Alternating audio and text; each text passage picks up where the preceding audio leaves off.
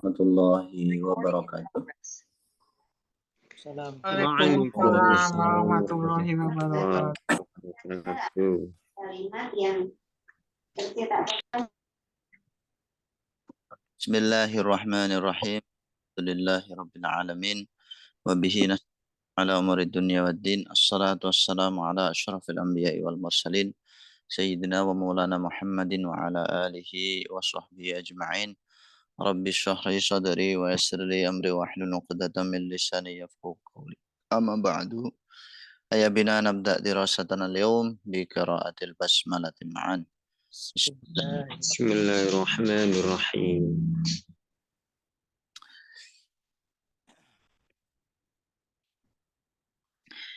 Baik, ayuhal ikhwah, hari ini kita masuk pada pertemuan yang kelima. Insya Allah tema kita hari ini adalah ma'rifatu dawabiti takwinil jumlati, yaitu mengetahui karakter atau batasan-batasan pembuatan jumlah atau kalimat. Saya jelaskan dulu ya.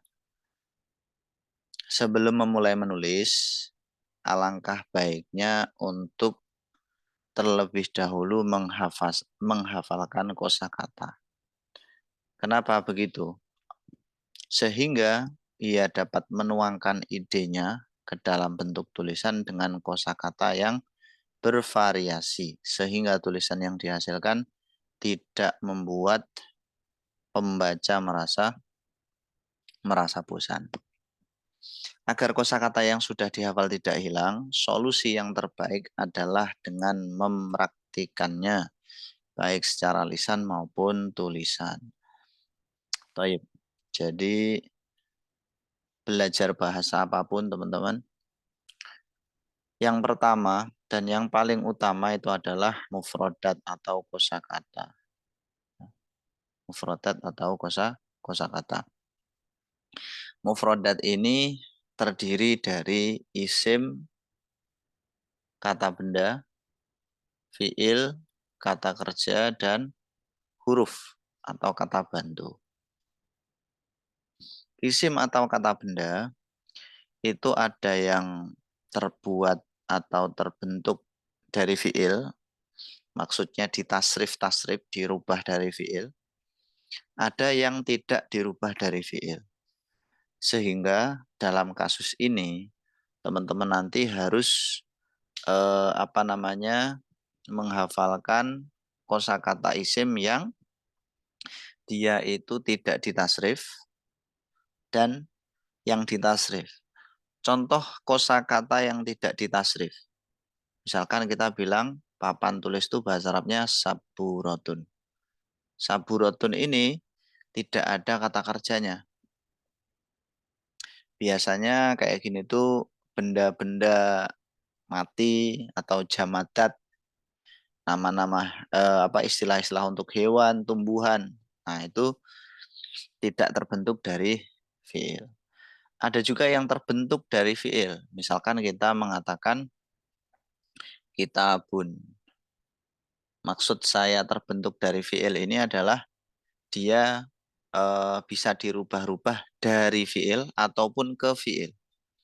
Karena memang ulama sendiri juga berbeda pendapat sebenarnya asal dari kata itu apa. Ada yang mengatakan asal kata itu adalah isim masdar. Ada yang mengatakan asal kata itu fiil madi. Yang jelas poin yang ingin saya sampaikan adalah isim itu ada yang istilahnya itu mutasorif, bisa ditasrif-tasrif kayak kitabun ini. Ini mempunyai fiil madi kataba, mudoreknya yaktubu, dan masdarnya kitaban, kitabatan, katban. Sedangkan saburoh ini tidak ditasrif atau tidak bisa dirubah dari fiil ataupun ke fiil. Itu ya. Itu untuk isim, kemudian fiil. Kalau fiil teman-teman ya, kebanyakan itu fiil mutasorif, bisa ditasrif. Apakah ada fiil yang nggak bisa dirubah-rubah bentuknya? Ada tapi sedikit. Kebanyakan fiil itu bisa dirubah-rubah. Jadi dari fi'il madhi menjadi fi'il mudhari, fi'il amr, fi'il nahi begitu. Kemudian untuk kalimat huruf, nah ini tidak ada yang bisa ditasrif. Semuanya istilahnya itu apa ya? Ya jamid mungkin ya. Tidak bisa dirubah-rubah. Misalkan kayak ngala. Ya sudah ngala ya tetap ngala. Nggak diambil dari kalimat tertentu.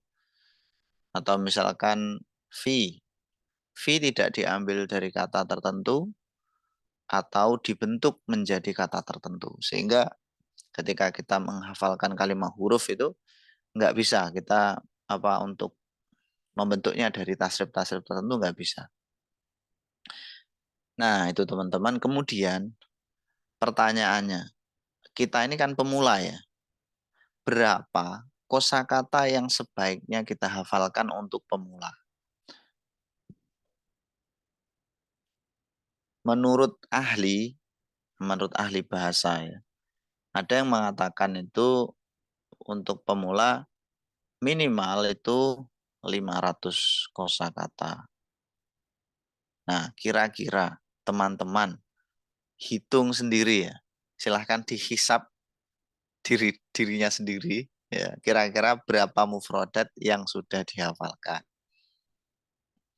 500 ini untuk mubtadiin, pemula ya. Nah, bagi menengah itu setidaknya 1.500. 1.000 sampai 1.500. Nah, bagi lanjutan minimal 2.000. Campur Silakan Ustaz. sendiri. Ya, gimana Adi? Campur Ustaz. Campur isim fi'il. Ya, dicampur. Oh. Nah, kemudian setelah kita mengetahui teorinya, ini kan teori, minimal segini. Terus dari mufrodat apa dulu yang paling kita butuhkan? Yang kita hafalkan itu dari apa dulu? Tentu berawal atau diawali dari sesuatu yang dekat dengan kita. Apa itu? Fi'il, isim, huruf yang sering kita pakai dalam kegiatan sehari-hari. Misalkan kita setiap hari pergi ke sekolah. Kita tinggal di rumah dan pergi ke sekolah atau kampus. Nah, berarti mufrodat-mufrodat yang kita hafalkan sebaiknya itu juga berkaitan dengan kegiatan-kegiatan kita yang relate dengan kehidupan kita. Untuk apa kita menghafalkan mufrodat-mufrodat yang tidak ada sangkut pautnya dengan kita? Itu nanti hanya akan menghabiskan waktu kita. Contohnya, kita menghafalkan mufrodat filsafat, ekonomi, psikologi. Ya, untuk apa? Ya bagus, tapi kita harus itu tadi kontekstual. Kita mengukur diri kita ini berada di mana. Kayak gitu. Nah itu nanti insya Allah akan lebih memudahkan teman-teman dalam menghafalkan kosakata. Baru kalau udah hafal kosakata yang ada di sekitar kita, terutama diri kita sendiri ya. Diri kita sendiri ini tubuh kita mulai dari paling atas ada rambut sampai telapak kaki, itu kita harus hafal di luar kepala. Nama-namanya, mufradnya, jamaknya, itu harus hafal. Sya'run, rambut. Terus telapak kaki, kodamun. Terus bagian-bagian yang luar, terus dalam, itu silahkan dihafalkan. Kemudian, ya itu poin yang kedua ya. Poin pertama tadi, minimalnya segitu.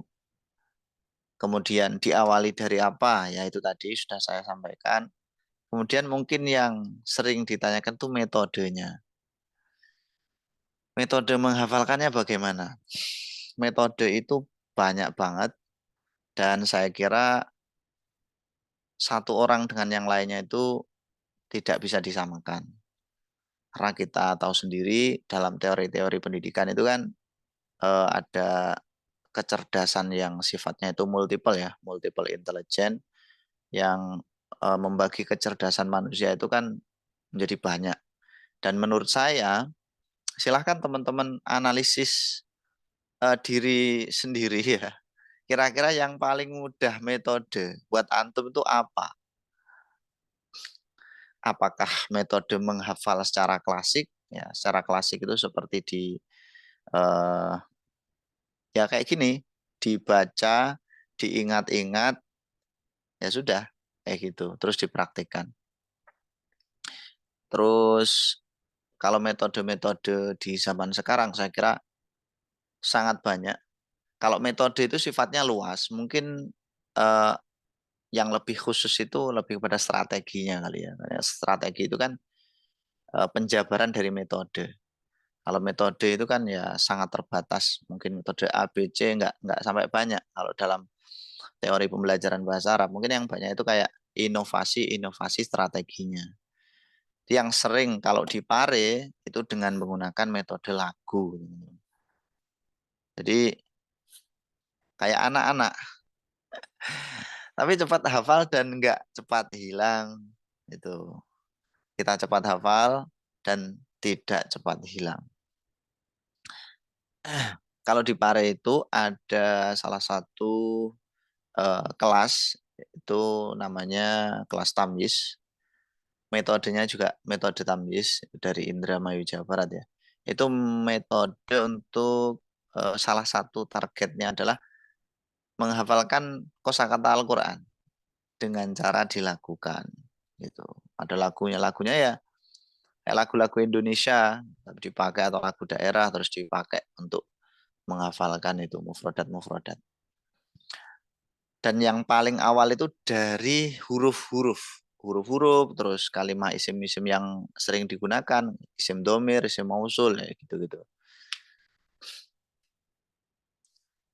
Nah itu metodenya ya banyak teman-teman metode ya.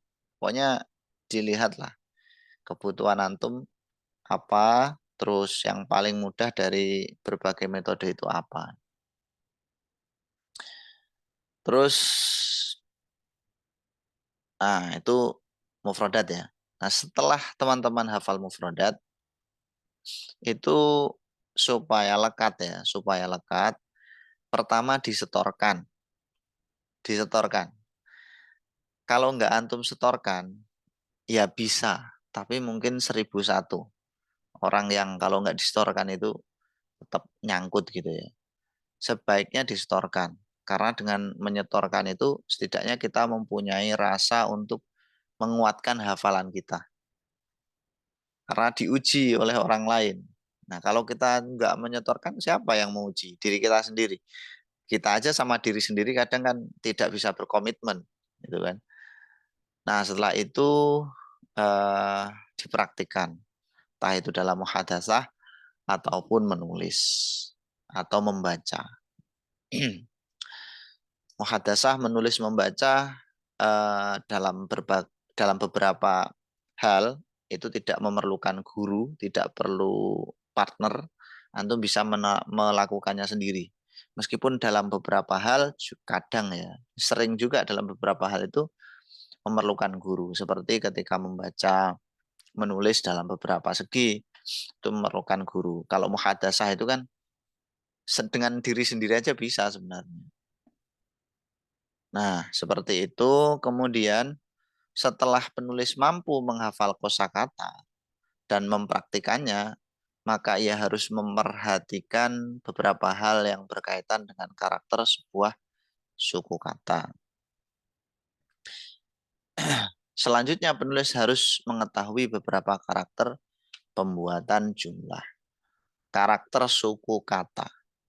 Kata itu kan kalau misalkan kita bilang buku gitu ya, ini kan suku katanya bu sama ku gitu ya. Kalau dalam bahasa Arab, misalkan kita bilang kitabun.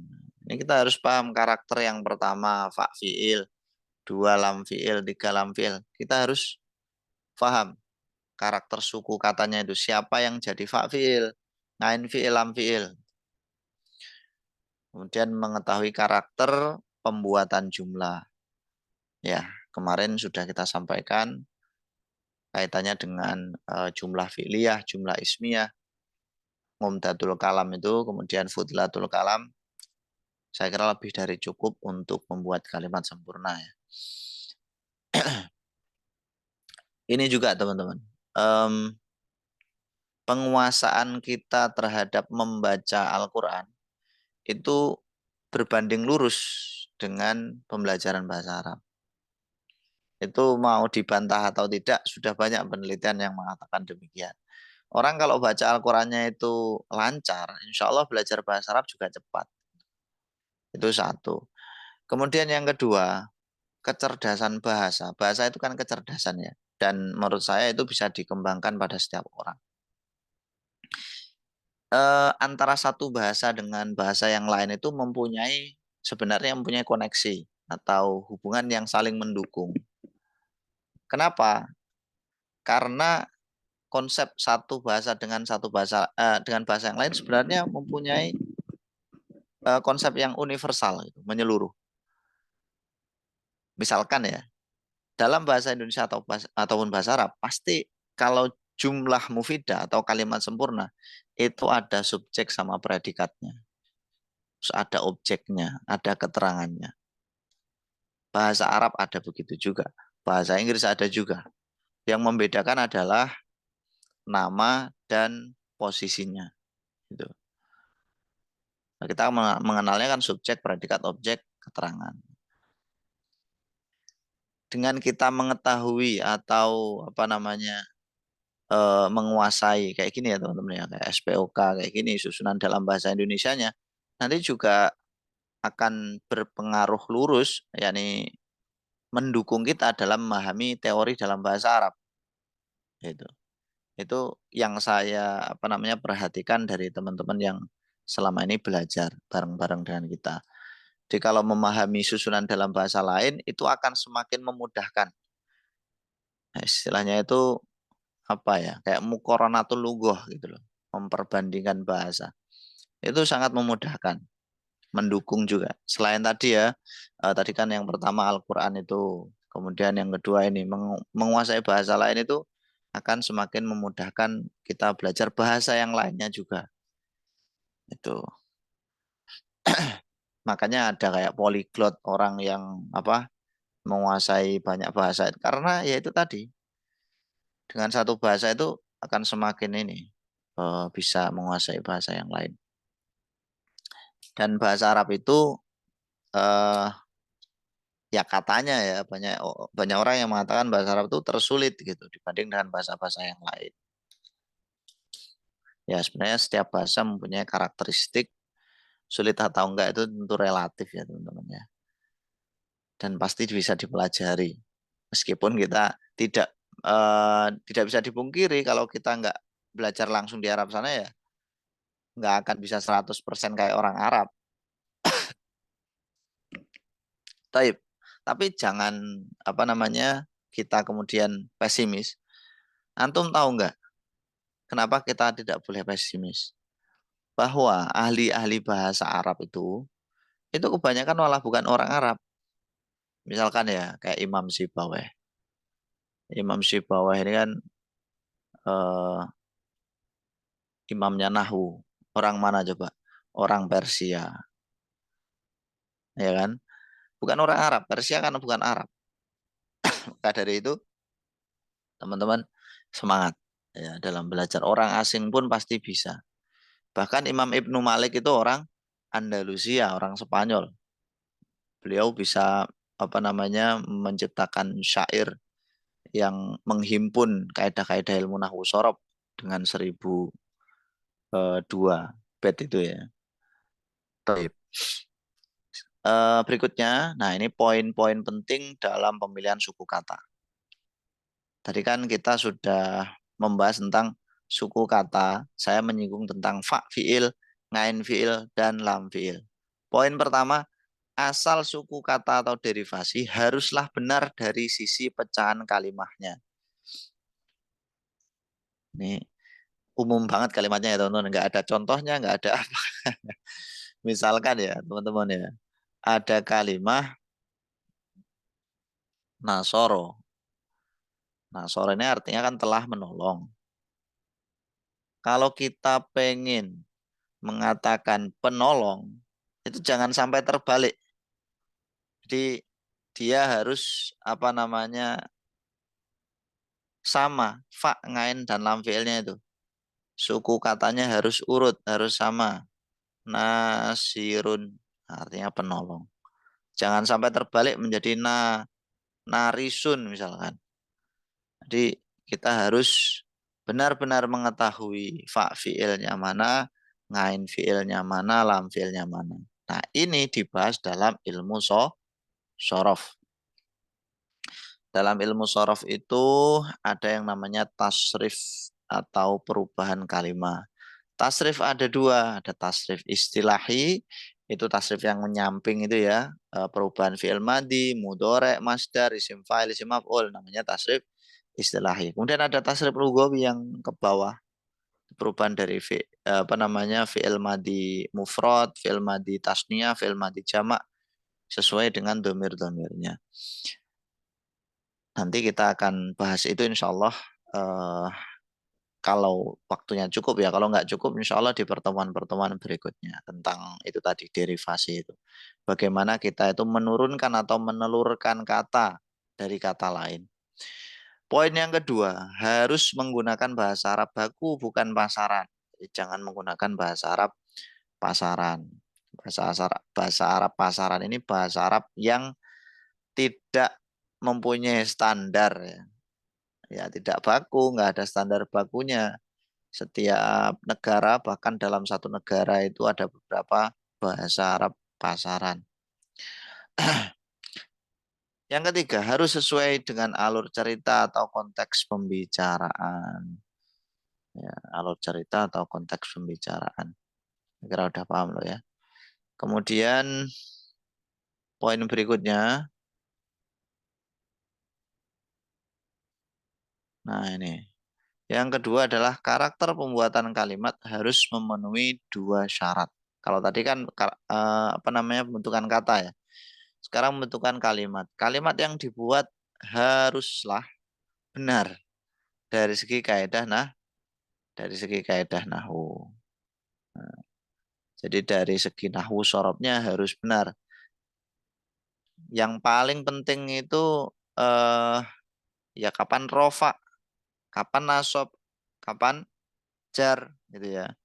Misalkan ada kalimat kitabun. Kapan kita nulis? Nulis kitabun. Kapan kitaban? Kapan kitabin? Nah, ini pembahasan ilmu nahwu. Oh, ini dibaca rofa kitabun karena jadi mubtada. Kitaban dibaca nasab jadi maf'ul. Kitabin dibaca jar karena masukkan huruf jar. Ini secara singkat aja saya jelaskan. Untuk alasan rofa itu ada 7 ya. Jadi kalimah itu jadi kitabun misalkan kayak gitu ya. Kitabun rofa kan. Nah, alasannya ada 7. 1 fa'il, 2 naibul fa'il, 3 mubtada, khobar 4, 4 khobar 5, isim kana, 6 khobar inna, dan yang terakhir adalah tawabi naat atau taukid badal. Nah, dari 7 alasan kenapa isim dibaca rofa, kira-kira teman-teman hisap lagi dirinya sendiri. Yang mana dari 7 ini saya yang belum paham. Itu dari 7 ini. Oh, saya sudah paham semua. Ya sudah, alhamdulillah.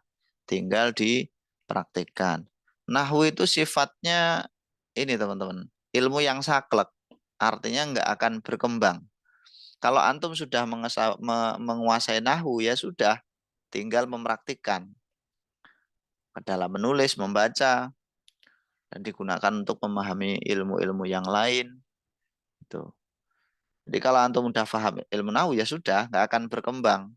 Jadi ilmu nahwu hari ini ya tidak akan berbeda dengan 100 tahun lagi karena nggak akan berkembang ilmu nahwu itu. Mungkin ya perkembangannya dari segi metode. Metode pembelajarannya itu bisa jadi berubah. Yang kedua, yaitu alasan nasab. Alasan nasab itu kalau di materi kemarin ya, itu kalau tidak salah ada 13. Wah, banyak sekali ya. 13 ini, yang 5 itu adalah mafail. 5 maf'ul. Ada yang hafal nggak 5 maf'ul apa aja?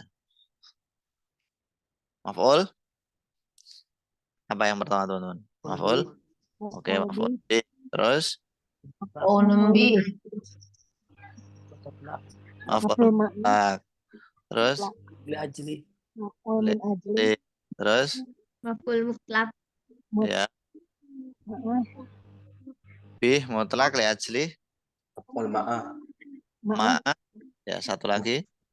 Maf'ul ma'ah. Nah, maf'ul ma'ah satu lagi. Satu. Bih, mutlak li ajli ma'ah.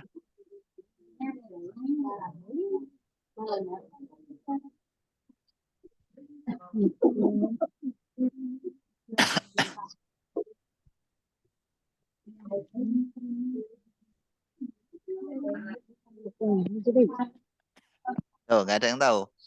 Maf'ul fih.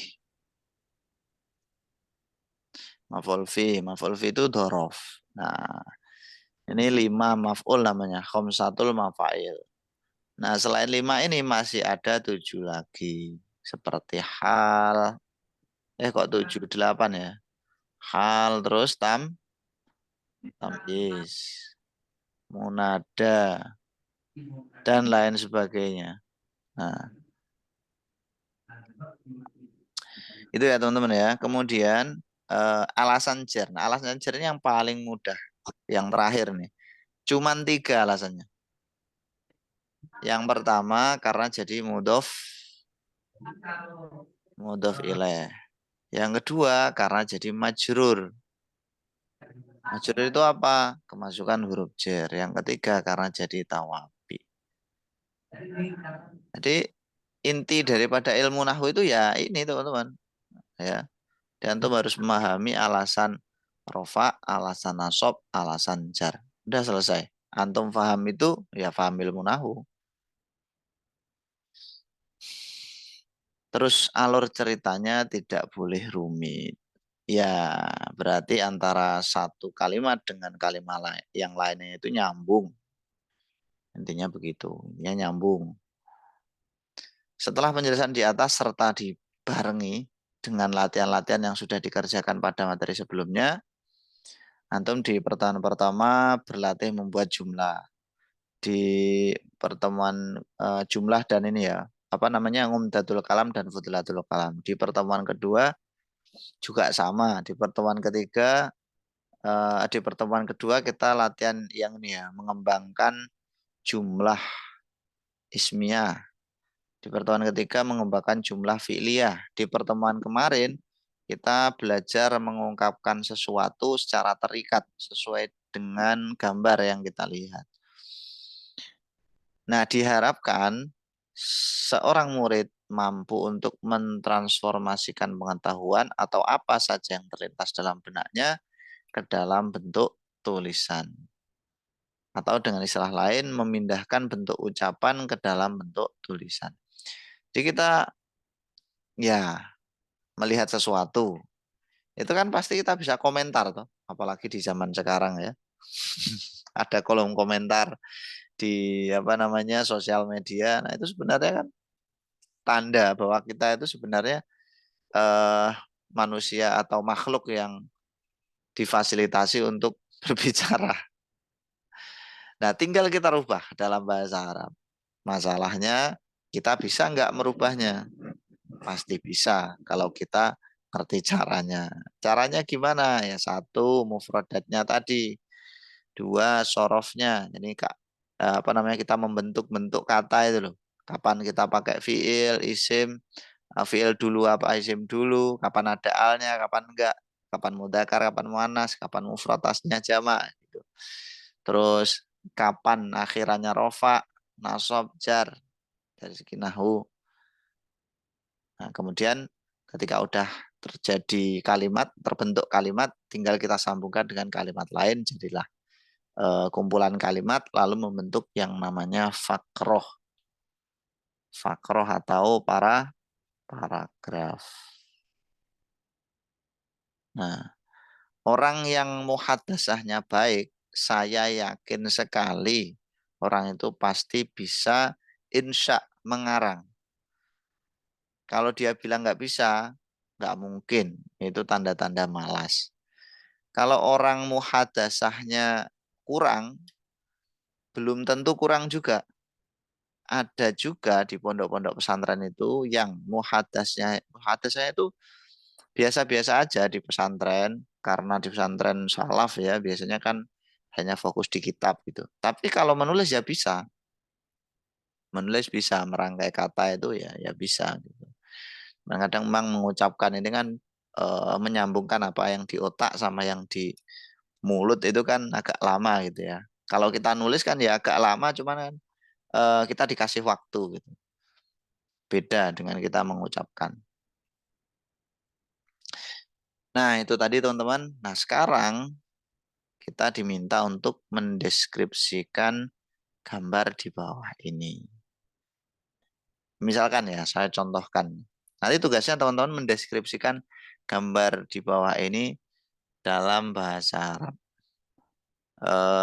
Ya setidaknya 5 jumlah ya. 5 jumlah. Minimal ini. Kenapa 5 jumlah? Karena di sini orangnya ada 5. Minimal antum bisa menjelaskan aktivitas dari masing-masing anak ini, kan begitu? Misalkan ini saya contohkan ya. Di sini ada yang pertama ini. Menurut teman-teman ini ngapain ini? Yang saya lingkarin. Siswa yang membuang sampah. Oke, membuang sampah. Nah, itu nanti tinggal teman-teman cari membuang sampah itu bahasa Arabnya apa. Kan gitu. Kalau masalah nama-namanya ini bisa teman-teman kembangkan sendiri. Tinggal dilihat laki-laki apa perempuan. Kemudian sampingnya siswa yang membuang sampah ada yang memegang sapu. Apa yang dilakukan? Menyapu. Nah, menyapu. Menyapu apa? Menyapu kotoran. Kotoran. Iya, kotoran. Kotoran pasti disapu ya. Lantai. Itu di Lantai itu halaman lantai. itu. Itu di halaman. Halaman ya. Daun-daun. Oke. Kalau yang satunya yang dekat Nah, pintu mungkin menyapu lantai. kemudian yang ini perempuan yang dekat pintu. Ngapain dia? Menyapu lantai. Nyapu lantai. Kemudian perempuan dekat bunga-bunga. Menyiram tanaman. Menyiram tanaman. Dan yang ini? Mengepel itu. Ya, mengepel. Nah, itu kan bisa teman-teman kembangkan ya. Sesuai dengan aktivitas yang ada. Jadi dicari dulu kosakata-kosakata yang berkaitan. Kayak kemarin itu. Ya. Jadi, kata kerjanya apa, kata bendanya apa, setelah itu nanti di Baik. Itu teman-teman ya. Ada yang ditanyakan nggak terkait dengan tugasnya? Jadi teman-teman diminta untuk mendeskripsikan gambar di bawah ini, ditulis ya. Nanti ditulis minimal 5 jumlah. Nah untuk sekarang saya pengen masing-masing orang mendeskripsikan dengan 1 kalimat dulu. 1 kalimat dulu untuk sekarang ini ya di kelas ini. Nanti setelah kelasnya selesai, silakan dilanjutkan dengan membuat minimal 5 kalimat atau jumlah. Toib. Sampai sekarang, sampai sini, apakah ada yang ditanyakan? Tafadhol. Belum? Apa perintahnya apa tadi, Ustaz? Silakan. Perintahnya apa tadi? Apa 5 apa tadi? 5 jumlah atau 5 kalimat, akhi. 5 jumlah atau 5 kalimat. Gitu ya. Oke. Nah, ini materi kemarin teman-teman di level 1 ya. Jadi Masya Allah sekali pada bulan kemarin teman-teman bisa menyelesaikan 2 materi sekaligus. Meskipun balap banget ya itu ya. Nah, kita sambil mengulangi materi sebelumnya, saya ingin membahas tentang bagaimana caranya kita mentasrif secara istilahi. Kita mulai dulu dari fi'il sulasi mujarrad ya. Nah, caranya mentasrif kalimah itu sangat mudah kalau kita udah ngerti caranya. Makanya kita belajar supaya ngerti caranya. Pertama gini teman-teman ya, untuk fi'il sulasi mujarrad ini, teman-teman harus hafal madi mudhoreknya dulu. Tetap ada hafalannya. Harus hafal madi mudhoreknya dulu. Misalkan antum pengen bilang tadi ya, menyapu. Nah, bahasa Arabnya menyapu apa? Menyapu? Malah Arab. Oke, kanasa ya. Kanasa. Kanasa ini fi'il apa? Madi. Madi. Fi'il madhi. Oke, mudhari'nya Yaknusu. Ya nusu. sama Ya nusu. kanasa yaknusu. Nah, kalau teman-teman nyari di kamus, ya, carilah fiilnya. Nanti kalau antum cari isimnya, misalkan isim fa'il yang nggak akan muncul. Carilah fiilnya, madi dan mudhari. Ini kan artinya telah menyapu, sedang menyapu. Telah menyapu, sedang menyapu. Nah, kalau teman-teman pengen bilang dengan bentuk masdarnya, yang artinya sapuan, ya, sapuan atau bisa juga menyapu, bahasa Arabnya gimana? Masdarnya ini. Kansan. Oke, kansan atau kansun ya. Kansun, kansan, kansin. Tergantung i'rabnya. Nah, kalau orangnya, orang yang menyapu, bahasa Arabnya Kanisun. kanisun. Kanisun. Oke, begini. Kalau masdar ya, masdar ini harus antum hafalkan. Kayak kemarin, itu sudah pernah saya jelaskan. Ada masdar simai, kiasi, intinya harus dihafalkan. Kalau isim fa'il, ini antum hafalkan wazannya, nanti tinggal disamakan. Isim fa'il itu ikut wazan fa'ilun. Jadi kalau kanasa, orang yang nyapu itu adalah kanisun. Misalkan dalam kalimat tadi, antum mengatakan gini, Muhammad itu telah menyapu halaman, misalkan. Berarti bahasa Arabnya antum bisa bilang kanasa Muhammadun halaman Binaun. Sahatun. Nah, ini Sahatun. Sahatun. sahatu asahata apa asahati.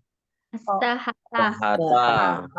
Nah, ini tergantung kedudukannya, alasan rofa atau nasab atau jarnya tadi. Nah, ini harus dibaca as-sahata. Kenapa?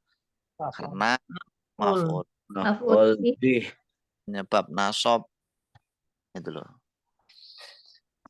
Nah, terus kalau Muhammad itu telah menyapu halaman, berarti Muhammad itu adalah seorang penyapu gitu kan?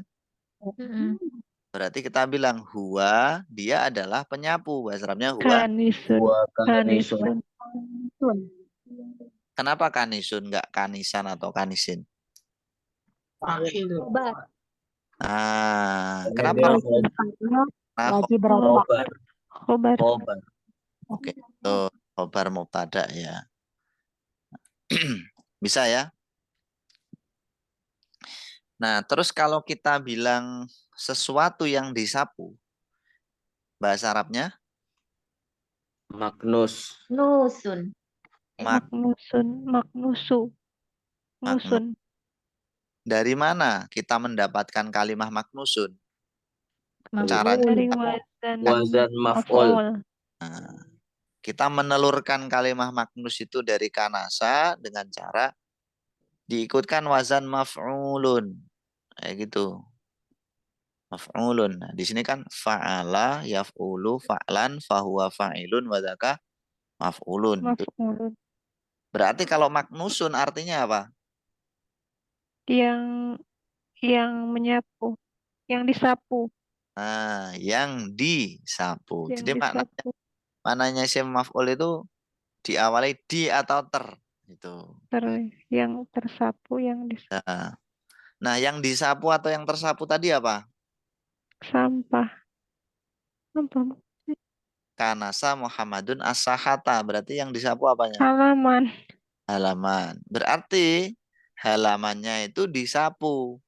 Kita mengatakan dalam bahasa Arabnya gimana? Halaman itu disapu. Berarti Bisa sama. Nusun. pakai isim maf'ul. Gimana cara? Ashabun. As-sahatu. Kalau ada alnya jangan ditanwin ya. As-sahatu. Asahatu. Sahatu. Maknu. Maknusun. Oke. As-sahatu maknu satun. Satu. Kenapa maknusatun enggak maknusun? Karena sahatu mu'an Anas. Mu'annas. panas. Nah, tinggal disesuaikan gitu loh. Nah, Nah, paham ya? Termasuk tadi teman-teman, misalkan yang nyapu perempuan. Berarti hiya ka. kanisatun. Nah, mudah kan? Dia perempuan penyapu, berarti hiya kanisatun. As-sahatu halaman itu tersapu, berarti as-sahatu Maknusun. Maknusatun. Satu. Yang tadi satunya nyapu lantai ya. Bahasa Arabnya lantai apa? Bilatun. Bilatun. Nun. Bilatun. Bilat itu pakai tok ya, bukan dal. Ya. Dal Tok. negara. Bilatun itu lantai. Kalau kita bilang lantai itu tersapu, bahasa Arabnya Al-bilatu Al-bilatu. nusun. Nusun. oke. Maknusun. Mudah kan? Al-bilatu maknusun. Nah, kenapa ini kok nggak bilatun maknusun? Karena kita pengen mubtada khobar, subjek Ya. predikat. Yang Ya. depan harus ada alnya. Al-bilatu. Al-bilatu maknusu. Mubtada ma'rifah. Nah, mubtada itu ma'rifah. Ada alnya. Kalau khobar, kebanyakan nakiro maknusun. Kalau nggak ada alnya ditanwin, kecuali kalau ghairu munsharif. Iya teman-teman ya. Ini kaidah-kaidah sederhana, tapi kalau nggak terbiasa ya susah juga. Taib, itu ya as-sahatu maknusatun. Nah, jadi membuat kalimat itu sebenarnya mudah banget kalau kita ngerti caranya. Sekarang kan anak tuh udah ngerti caranya. Nah, itu caranya kayak gitu. Jadi kita tidak melulu kalimatnya itu jumlah fi'liyah, fi'il, fa'il. Kita juga bisa mengatakan dengan mubtada khobar. Kayak tadi misalkan antum awalnya kan pengen bilang kunisat as-sahatu gitu kan. Nah, kita bisa lebih variatif dengan menggunakan jumlah ismiyah as-sahatu maknusatun. Apalagi ya. Nah, isim sekarang fi'il amr. Kalau kita pengen bilang sapulah, bahasa Arabnya gimana? Uknus. Oke, Uknus. uknus. Di sini ada fi'il uf'ul, awazan uf'ul. Jadi tinggal diikutkan menjadi uknus. Kalau jangan sapu, La taknus. nus. Lataknus. Ya, La taknus. oke. Ini saya hapus teman-teman ya, yang bawah ya. Nanti silahkan diulangi aja di rekaman. Insya Allah untuk rekamannya karena kemarin ada problem, ada berapa yang komplain, nggak bisa dibuka lagi. Jadi Iya betul Ustaz. Yang rekaman kemarin mudah langsung dibuka. Nah yang rekaman sebelum-sebelumnya 1 sampai 3 itu saya ada HP 3 tuh yang bisa hanya 1. oh Jadi gitu. itu yang pakai Saya juga nggak bisa. Satu Yang ke satu itu nggak bisa buka sama sekali. Yang kedua bisa. Pasti pakai password segala itu Ustadz, jadi agak repot. Nah, yang kemarin tuh rekaman gampang, langsung klik itu bisa Ya, keluar. ya. Biasanya tuh karena kelamaan sih. Jadi katanya kan kadaluarsa gitu kan. Sebenarnya bukannya hari itu juga Ustadz, cuma Oh gitu. bukannya hari itu juga, cuma ditulisnya nggak kompatibel dengan HP-nya gitu. Oh Terus gitu. udah nggak bisa dibuka. Terus yang kedua, misalnya udah dibuka, misalnya mau di stop karena ada kegiatan lain, balik lagi nggak bisa, Nggak bisa. ngulang dari awal lagi. Oh, Waduh, aduh. repot banget. Ya, ya. Nah, tapi rekaman kemarin mudah itu yang barusan saya buka itu, yang Hmm, Ustadz barusan kirim. ya, ya, ya. Jadi rekaman yang kayak gitu aja Ustadz, yang lebih Ya, mudah ya. semuanya bisa. Nah, insya Allah nanti kayak gitu. Tapi saya lanjutkan ya. Nah, berikutnya kalau kita bilang jangan sapu. Gimana bahasa Arabnya? Tadi bilangnya Taknus. lataknus. Lataknus. Nah, gitu. La taknus, jangan sapu. Tapi kalau dalam apa namanya kalimat ini ya, berita itu jarang banget menggunakan fi'il amr atau fi'il nahi karena dalam kaidah bahasa Indonesia kayak amr fi'il nahi itu kan untuk kalimat langsung biasanya kan. Kalau kalimat tidak langsung itu kan jarang sekali menggunakan. Kayaknya malah nggak bisa ya. Silakan diulangi belajar bahasa Indonesia ya. Terus Sumber ilmu otop doang. iya, madi mudorek kalau untuk apa namanya kayak kalimat-kalimat berita itu. Soalnya kalau kalimat langsung, nah orangnya hadir di situ kan, atau orangnya mengutip, nah itu bisa pakai fi'il amr atau nahi. Berikutnya isim zaman dan makan. Misalkan kita bilang gini, as-sahah ini tadi kan tempat nyapu ya. Berarti kita bilangnya gimana? Halaman itu adalah tempat menyapu. Nah, bahasa Arabnya Maknasah. Maknasun. Sahatu makna as-sahah. Maknasatun. satu. As-sahatu maknasatun. Maknasun. Loh, kok nggak maknasatun? Nah, makanya kita harus belajar nih. Kenapa nggak maknasatun teman-teman? Karena maknasun ini bukan isim sifat. Yang berubah-ubah mudzakkar muannasnya itu kalau isim sifat. Isim sifat itu apa? Di antaranya isim fa'il dan isim maf'ul. Kalau isim zaman dan makan ini bukan isim sifat. Sehingga mudzakkar muannasnya nggak berubah. Itu maknasun, nggak akan berubah jadi as-sahatu maknasatun. Paham ya? Jadi halaman itu adalah tempat menyapu. Berarti ulang sekali lagi Ustaz. Kayak mana maksudnya tuh? Nah, biasanya kalau mubtada khobar itu kan sama mudzakkar muannasnya ya. As-sahatu mubtada, maknasun khobar. Itu kan harus sama biasanya mudzakkar muannasnya. Kayak tadi kita bilang huwa kanisun, hiya kanisatun. Akan tetapi hal tersebut tidak berlaku kalau khobarnya itu bukan sifat, bukan isim sifat. Isim sifat itu apa? Isim sifat itu ada isim fa'il, di antaranya ini isim fa'il, isim maf'ul. Dan ada beberapa yang lainnya yang kemarin sebenarnya sudah kita singgung ya. Kalau khobar berupa isim fa'il atau isim maf'ul, misalkan kayak tadi huwa kanisun, as-sahatu maknusatun. Nah, itu mudzakkar muannasnya harus sama. Karena khobarnya isim sifat. Istilahnya itu khobar mustaq kalau dalam kajian nahwunya. Nah, kalau khobarnya itu bukan khobar isim sifat, istilahnya khobar jamid, kayak ini tadi, maknasun ini, maka tidak perlu disamakan. Ya dibiarkan seperti itu saja. Secara singkat, kenapa nggak maknasatun? Karena bukan isim sifat. Nah, berikutnya teman-teman, kalau kita pengen bilang, berarti tadi yang menyapu siapa? Muhammad ya. Nah, berarti Muhammad telah menyapu halaman dengan sapu. Nah, bahasa Arabnya gimana? Kanasa Muhammad. Muhammad. Kata Sahata bil Bil miknasat. Bil miknasati. Nah, bil miknasat.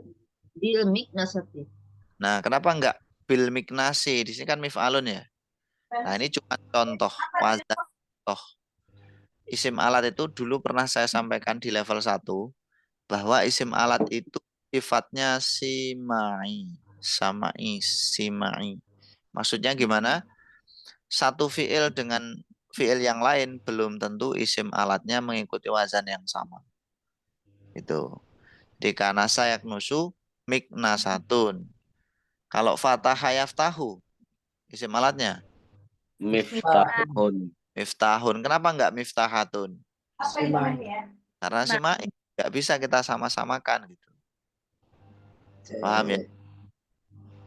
Oke. Berarti kalau simai juga harus dihafalkan. Wazannya isim alat cuma 3 sebenarnya. Mif'alun, mif'alun, mif'alun panjang, sama mif'alatun. Nah, ini 3 ini. Tapi kita nggak tahu orang Arab menggunakan yang mana, sehingga kita harus banyak mendengar, membaca, pokoknya banyak belajar. Tamam, hal indakum soal? Yakfi? Maafi soal. Maaf.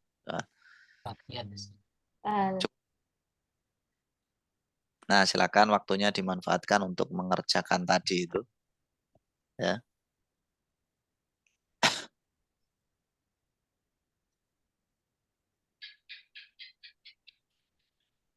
Kalau tidak ada yang mau disampaikan, saya kira kelas hari ini kita cukupkan sampai di sini dulu. Insya Allah kita lanjutkan via Yaumil Isnin. Gitu ya. Terima kasih banyak. Barakallahu fikum. Semoga bermanfaat. Kita akhiri. Alhamdulillah. Astagfiruka wa atubu ilaik. Barakallahu fikum. Assalamualaikum warahmatullahi wabarakatuh. Waalaikumsalam.